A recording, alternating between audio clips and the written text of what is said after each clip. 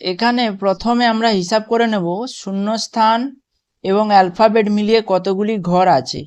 1 2 3 4 5 6 7 8 9 10 11 12। দেখতে পাচ্ছি আমরা 12টি ঘর আছে, যে 12টি অ্যালফাবেট এখানে বসতে পারে।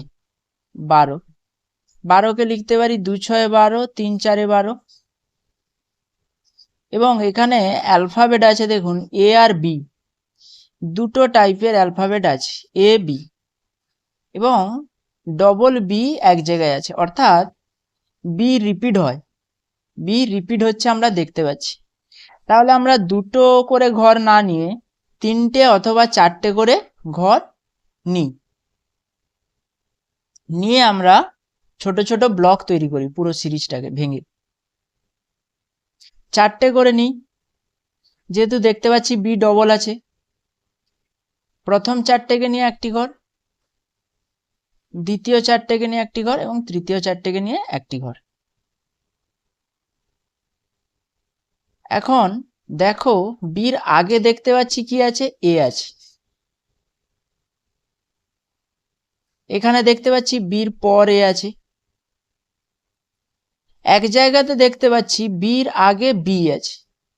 আমরা একটা কাজ করি, এখানে বির আগে বি বসিয়ে নিই, তাহলে আমাদের এই খণ্ডটা বা এই ব্লকটা আমাদের পূর্ণ হয়ে গেল। কি পেলাম? এ বি বি এ পেলাম।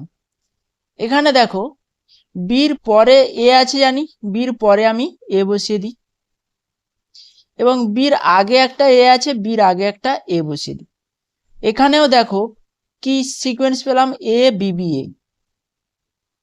তাহলে এখানে বির পরে কি বসে, বি বসে, এখানে বি বসিয়ে দিই। তাহলে এখানেও পাচ্ছি এ বি বি এ, এখানেও পাচ্ছি এ বি বি এ, এখানেও পাচ্ছি এ বি বি এ। তাহলে দেখতে পাচ্ছি এ বি বি এ বারবার রিপিট হচ্ছে। তাহলে আমাদের সিরিজটা এই সিকোয়েন্সে চলছে।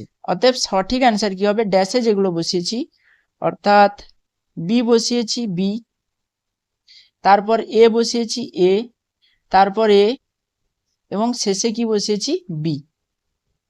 অপশান কি হবে, B double A B, B double A B. Option C হবে আমাদের রাইট অ্যান্সার।